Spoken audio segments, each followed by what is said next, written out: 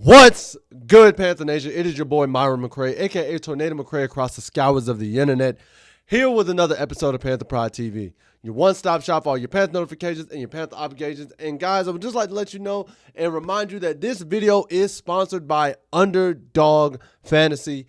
Huge shout out to Underdog Fantasy for being today's sponsor. Got to say thank you and love to them, and just can't give them enough praise. But check out Underdog if you haven't. But let's go ahead and get into today's show, man, because we got some things on the docket. I told y'all I'd talk about it today. Primarily a lot about who I think should be gone off this team and offseason moves that need to be made. So yesterday, we talked about Rico. We talked about Aviro. Now we're talking about the rest of the offseason moves, if you will, and who should stay, who should go. Should I stay or should I go? No Will Byers. And we gonna get into it right now for the Carolina Panthers. This is the list of players for offseason decisions that need to be made, right? So with our unrestricted free agents, you have Austin Corbett, Yash Neiman, Cade Mays, Brady Christensen, Jake Curhan, David Moore, Rico Dowdle, DJ Wanham, Travis Gibson, Christian Roseboom, Chris Barnes, Caleb Evans, Robert Rochelle, Damari Mathis, Nick Scott, Isaiah Simmons, DeAnthony Bell, Sam Martin, and J.J. Jansen. Those are our unrestricted free agents. Our restricted free agents are James Mitchell, LeBrian Ray, Thomas Incomm, and Claudin Sherrills. And then our exclusive rights free agents are Jalen Coker and Bryson Tremaine. Now, I can tell you off this list who's staying. I can tell you right now, Jalen Coker, you're staying, big dog. Cade Mays, you're staying, big dog. David Moore, I would like you to stay. I definitely would like you to stay. Sam Martin and J.J. Jansen, absolutely staying. Claudin Sherrills, he definitely earned a reason to stay. And for sure, I would say Wanham definitely did too. Wanham earned his pay cut to stay. Yash Neiman, he definitely earned his money's worth to stay. And Brady Christensen, the ever valuable, ever reliable, ever fluid Brady Christensen, definitely earned a spot to stay. And as crazy as it's kept, if he wants to stay, but obviously not in an exorbitant contract, I'm okay with Roseboom. Now, do I think he's like supermax contract? No. And if you have another player coming in free agency that wants to come here, say, I know this is a pipe dream, but Max Crosby, for Christian Roseboom, I'm definitely taking Max Crosby. Now, that's a pipe dream. I understand that is not in the realm of possibility right now. Like, I get it. So don't sit there and say, oh, Myron's thinking we're getting Max Crosby. No, I get it. Pump the brakes. I ain't say all that. Unless Max Crosby comes out and says he wants to come to Carolina, which, I mean, hey, Max, if you want to come here, I'm not going to stop you, buddy. We'll gladly take. Listen, I'll do a 1-for-1 with you, bro. Raiders get Aviro, we get you. How about that? Nani? Raiders get Aviro, we get you. Let's do that, guys. I think we can all get it. I think we can all agree to that one. But looking at this list, you got a lot of names, got a lot of decisions that need to be made. But those are some of the guys I think for sure should be staying. Neiman, Mays, Christensen, Moore, Wanham, I'll say Sherrills, definitely Coker, Sam Martin, J.J. Jansen. Honestly, I'll give Bryson Tremaine a little love too. Tremaine definitely came on and do his thing. I'll give Tremaine some love. I like Tremaine. I like what he's been doing. Now, for who I think needs to go, and one of these names y'all should not be surprised by because I've been saying it all season. Y'all been saying it with me. First things first. Off the top, off the rip. Nick Scott, you gotta go, boy. Nani? It ain't no surprise. Nick Scott, you gotta hit the road, Jack, and don't you come back no more. Nick Scott, please grab your bags, grab your Louis, and please leave the facility. I wish you the best. Hey, listen, I wish you good luck and everything on your future endeavors. It will not be with the Carolina Panthers if it's up to me. Please, no. Sir, you gotta go. Or at least you're not starting. But honestly, I just want you out of here. Next, Austin Corbett. I gotta be honest, bro. You're a liability on the offensive line. Like, I didn't trust you all year when you was in the game. I felt real insecure and not safe when you were in the game. So, Austin Corbett, you become a liability online. Now, these next two were very hard to pick because it varied a lot. But I'm going to go Damari Mathis because he did not play in any other games this year, so he didn't have enough reps to impact the game to show me that he deserved to stay, as well as James Mitchell, who only played in 3 games. And to me, he wasn't getting enough reps to impact the game and show what he got going on. Because when I look at it, it's like we got Tommy Tremble. We got Mitchell Evans. Jatavian Sanders is going to come back. And if we really want to, we can go find a tight end late in the draft. James Mitchell, I'm not trying to be a dick. I don't think you're a bad player or anything like that, but I just genuinely think you ain't coming back, bro. Tight end room's pretty good, and we're pretty solidified there. So when it comes to that, I'm not too casual to say I'm wrong. Like, y'all could tell me. Maybe I got the names wrong here because when I look back at this list, you could make the argument that DeAnthony Bell shouldn't come back because he didn't really get that many reps. Maybe Robert Rochelle, potentially.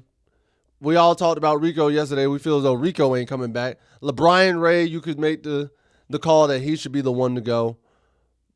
Man, I don't think Jake Curhan deserves to go. I like him better than I like Corbett. Like, if I genuinely look at this offensive line, Corbett is the bottom tier here, in my personal opinion. And that's not to be disrespectful because at the end of the day, he is a pro. I'm just here. But I'm just being honest. Thomas Incomm did good. He did good. He's definitely worthy, still a rotational piece, still can be thrown in there. But my hard four that got to go, and again, those last two, is just because I didn't get enough reps in game to see how they could impact the game. But Nick Scott, for one, you out of here, bro. Austin Corbett, you out of here, bro. Damari Mathis and James Mitchell, it's a cutthroat business, and I'm not trying to be disrespectful to y'all.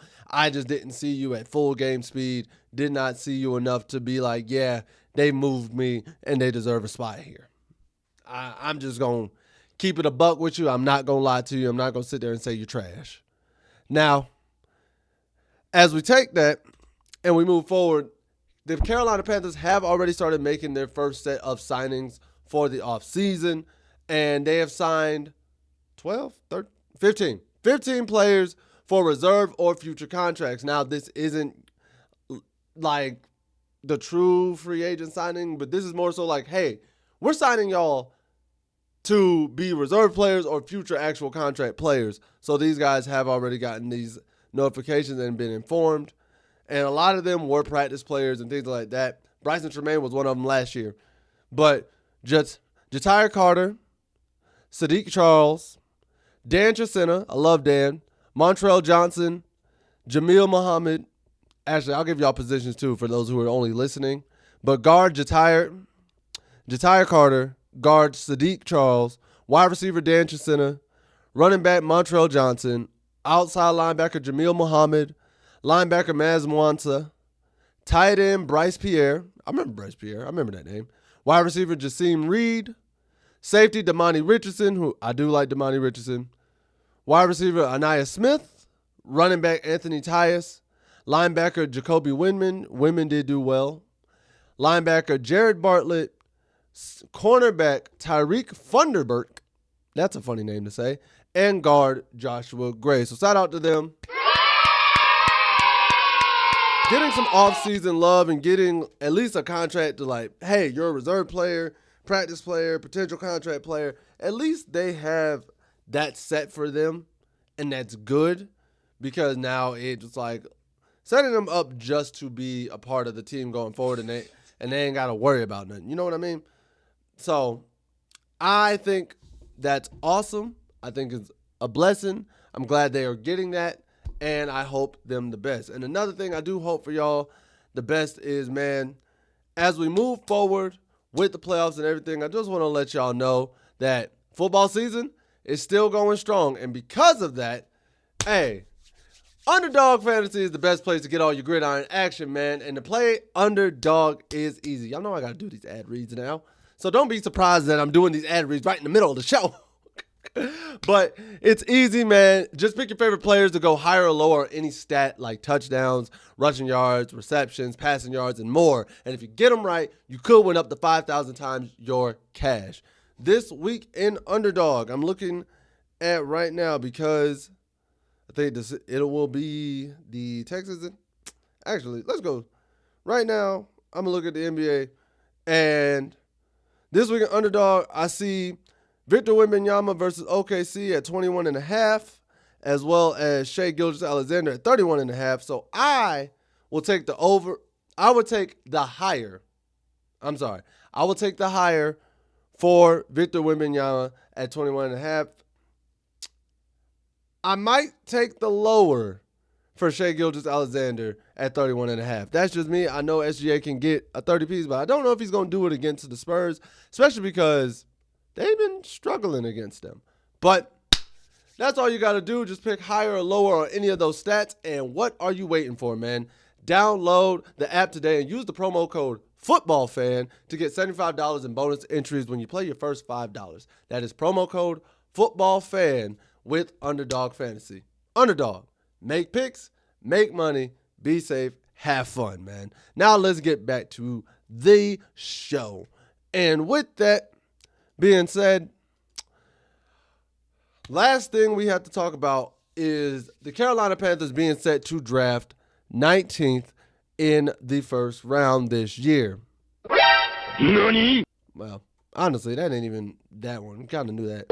There you go. That's the soundbite I want to use. And we kind of knew this was going to happen once we lost. It's like, all right, we're 19th in the draft, so on and so forth, at least for the first round. Now, what do we need going into the first round of the draft? And I'd love to hear a lot of y'all comments. Y'all can tell me if I'm right or wrong. Just be respectful about it. Be respectful to everybody in the comment section too. But in terms of positional needs, at least for the first round of the draft, these are the 4 spots I think we should be looking for the first round. And honestly, the first couple rounds. Like the first 3 rounds, I think we should be attacking 3 of these 4 spots. So, first things first, I think we need linebacker help. Especially if we continue to run this 3-4 defense, we are going to need it. We're going to need the depth. We're going to need the help. We need better linebackers in that middle to be a threat. That's just an honest answer in my opinion. Next, left tackle. And the reason why I'm saying that is because with Icky gone with that with that ruptured patella tendon, he's out for 26. I'm counting him out now. I know they say the surgery's like 6 to 12, like the rehab is 6 to 12 months. I'm going to go with the 12 months because it's a ruptured patella tendon. And he's a left tackle. He's a big boy. So he's going to be stressing out his knees a lot when it's time to go. And if he takes the full 12 months, that'll be right around playoff time anyways. And by that time, there's no point in putting him in the game because we've gone the whole season without him. So we're going to need some more offensive line help and offensive line depth just to help out, especially for that left tackle. Thirdly, I think safety. We need some more depth behind Merrick and Ransom and Simmons and Damani Richardson if he gets promoted up. But I need that help at safety. I need the help at safety. And lastly, I would say defensive line, specifically interior defensive line, to help with DB, to help stop the run and put more pressure in the pocket and make it easier for the edge rushers to get to the quarterback because they're being so disruptive in that front. Now, some of you may be wondering why I didn't put a skill position on offense like wide receiver, running back, tight end, something like that. I know some of you want us to draft a quarterback. The reason why I didn't is because I genuinely feel as though we're in a good spot. Now, if you want to draft somebody in those positions late round, 5 through 7, I'm cool with it. I'm not against that at all. I'm not against that by any means. But when I look at our receiving core, T-Mac is a solidified number 1. Cokers are solidified number 2. Right now, solidified 3 is up in the air between Jimmy Horn, Xavier, honestly David Moore, and Bryson Tremaine could make a case for himself. He could make a case for himself. Like, he really could. Then we have the tight end room, like I talked about earlier. Jatavian Sanders, Tommy Tremble, Mitchell Evans. That's a solid tight end room. Running back wise, you got Chuba, you got Trevor Etienne, and Jonathan Brooks is coming back. That's if Rico does not decide to stay. And we have Bryce Young at the quarterback. Andy Dalton is our backup. Now, if y'all want to draft a QB to get rid of Andy Dalton, hey. I mean, okay. Or if you want to draft a quarterback. I've heard this aspect of drafting a quarterback to put some fire under Bryce. I don't think he necessarily needs it, but I get the argument. I see why y'all making that argument. Just to light a little fire, see if that like sparks him even more. I get the argument. If you're going to do that, make it like a 4th to 6th round quarterback. Don't draft a quarterback in the first 3 rounds. I'll say that. I can concede as to why y'all would draft a quarterback in the event that Bryce gets hurt or something like that, and we all saw what Andy Dalton did. So I can see the argument. I can see it. However, just for the precedent, for the organization, and for continuity pieces, especially because Carolina is picking up Bryce Young's 5th-year option, so that means he's here next year and the year after to prove, yep, he's that guy before they give him a long-term contract, which is the right move in my mind. Let me say that. I'm okay if you go and be like, hey, we're going to get a quarterback 4th, 5th round, 6th round, just to kind of be your backup, 3rd string, in the event something goes wrong. This is not to say that he's replacing you. This is in the event something goes wrong. And God forbid Andy Dalton just said, I'm out of here. Now who's backing you up, Bryce? You get what I'm saying? So I can see that. I can see that. Now, with the whole Bryce Young thing, I think exercising the 5th-year option is the best move right now because Bryce Young, he has had some struggles, some highs and some lows. This year was a lot of consistency. I saw a lot of good, saw a lot of bad. Cannot deny that. Now, I saw career highs in every stat, which is what I want. I saw improvement. I saw clutch. I saw greatness. I saw getting better and better in progression. I really did. But I have to be fair. And before I would even want Bryce Young signed to a contract, and I am a Bryce Young supporter, he has to be consistent next year and the year after that. He has to build on that. Because now that I've seen him go for 3,023 touchdowns, I'm not going to lie to y'all. Next year's expectations, I want 3,500 and 25 to 27 touchdowns and get the interceptions back under 10. That I'm pushing for Bryce to get better. I don't want regression. I don't want another 2,300-yard season. I'm not accepting that. So exercising the 5th-year option to me is the best thing right now because you're not locking the team into a long-term contract or anything of that nature. And if Bryce does not improve on this year and the year after that, you can get rid of him without hurting the franchise or setting the franchise that far back. You see what I'm saying? And at that time, if that's the case, the rest of the team should be built up to where, yeah, you can just bring in a quarterback and everything should work hunky-dory. So I can concede to that. Now, with that being said, we're going to go ahead and get into the Panther freeze frame of the day. And it is this photo of Jalen Coker when he made what was the go-ahead touchdown with 2 minutes and 39 seconds left off the corner route. Man, this would have been such a picturesque photo to move on to the next round. And it just would have encapsulated everything in that moment. And I would love to have this been the final photo to like solidify Carolina's win. I would have loved it. But now it is time for y'all favorite segment, time for Panther Nation to speak your truth. And that's why I read y'all comments and see what you lovely people have to say, man. And I love reading y'all comments. Y'all be on it, boy. First comment comes from the homie DP12277. My man says, I was in the building Saturday, 2 rows behind where the D line was sitting. Throughout the game, not one time did Avero interact with the defensive unit. I've been watching NFL for 50 plus years, and I've never seen a DC on the sidelines not interact with his players. That's some nasty work. Dave finally earned my respect with his aggressiveness. There's plenty of talent on both sides of the ball, but we need to sign a dynamic play caller on offense immediately and a DC who understands situational football and how to teach it. Hashtag keep pounding. Hashtag Avero gotta go. This team has a lot to build on going. I think he meant forward.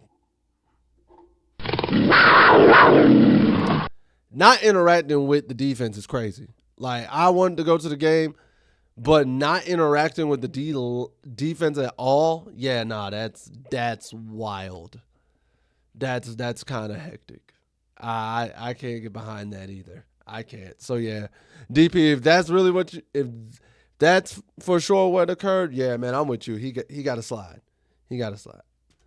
Next comes from Edward Little-U3Y. My man says, Myron, my buddy, my pal. I'm not that fond of Ejiro Avero's 3-4 defensive scheme either, but switching back to a 4-3 isn't going to happen as long as Mr. Tepper is owner. He an advocate for the 3-4, and after he purchased the team, he had Ron Rivera switch to the 3-4 his last season as head coach of the Panthers. It didn't work for Riverboat Ron.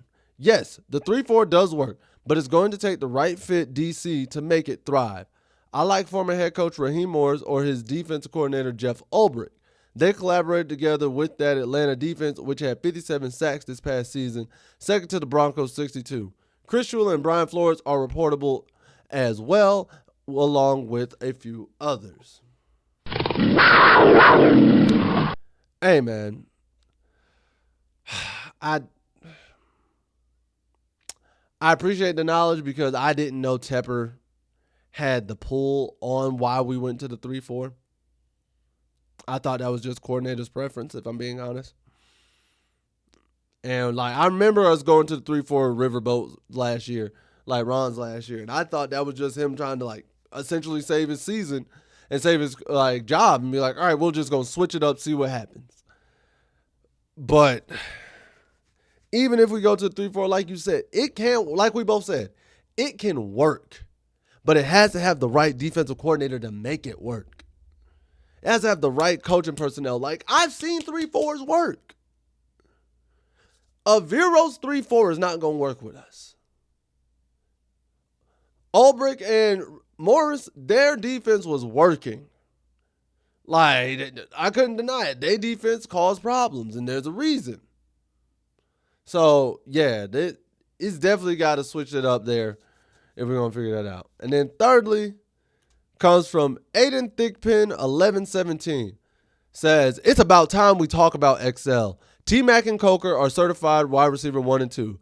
But what do you guys think we should do at XL? I'm hearing about wanting to trade him, but Ocho said in a podcast that he'd be down to put XL to work for a month straight. My brain is telling me that we should try to fleece a team, but my heart is saying there's still hope with him. He just needs to unlock his full potential, and having the opportunity to work with Ocho would be a great first step for that. Now, I've heard trade him already. I've heard keep him and sign him. I've even said, hey, go work with Ocho. I've heard move him to tight end from a good amount of you. I don't know about the move to tight end because I feel like we're good at tight end.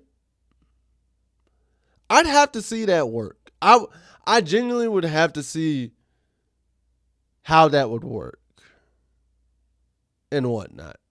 Because I will say I saw some video that there were routes that XL did beat his man one-on-one in coverage deep, but he just didn't get the ball looked at his way, which happens to every receiver. Even happened with me. Like, you beat your man, but you don't get the ball thrown your way. It happens. It is just the nature of the game. There's only one football. It can't go to everybody. I genuinely am on the brink of, I want him to go work with Ocho, and I want it to be for like 2-3 months, to be honest. I want him to go with Ocho for 2 to 3 months, come back, ready for OTAs, grind, do what he got to do, and prove himself. I really do. But if he is not panning out, again, by the middle of next season, by trade deadline next season, you gotta let him go. And maybe he just doesn't fit Carolina, but he can thrive somewhere else. I want XL to thrive. I want him to be successful. And I'd love for him to be successful in Carolina. Just like I love for T-Mac to be successful in Carolina. I want Bryce to be successful in Carolina. I want Coker to be successful in Carolina. Jimmy Horn to be successful in Carolina. I want a lot of these players who have this potential on offense and defense, just like Ransom, flipping Umami and Scorton. Bro, I want all these players that we get, I want them to thrive here. I don't want them to be bad and then go flourish somewhere else. But sometimes it's not about what I want. It's about what's best for them too and what's best for the team. If they aren't working here, then we gotta move. If they aren't improving, I can work with you if you're improving. That's the reason why I am still in support of Bryce Young, because he's improving. He's showcasing he's improving. Coker's getting better. Horn, he got better throughout the season. T-Mac, Lathan Ransom was getting better. Scorton was getting better. Like Umami, once he got past the injuries, was getting better. Mike Jackson got better. Charles Smith-Wade got better. We still got to get Corey Thornton back, I can't wait for that boy to come back.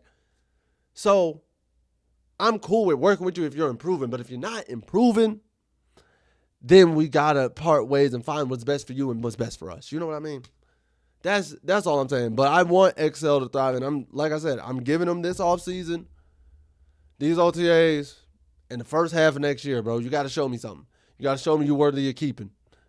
Go get with Ocho. You got to show me, or else I got to hop on the train and be like, I think you got to go. Maybe it's just best for you. I don't know. I don't claim to know everything. I just know what's in my heart and what I do know about football, man. But with all that being said, y'all, that's all I have for today's episode. If you enjoyed this video, please make sure to like, share, subscribe, and hit that notification bell at the bottom so you can always be notified of when these videos are dropping. Next, comment below. Let me know, what are your thoughts on who we should keep, who we should stay based off all the free agencies and things I showed you. 2, wait, I did not change that. That is crazy.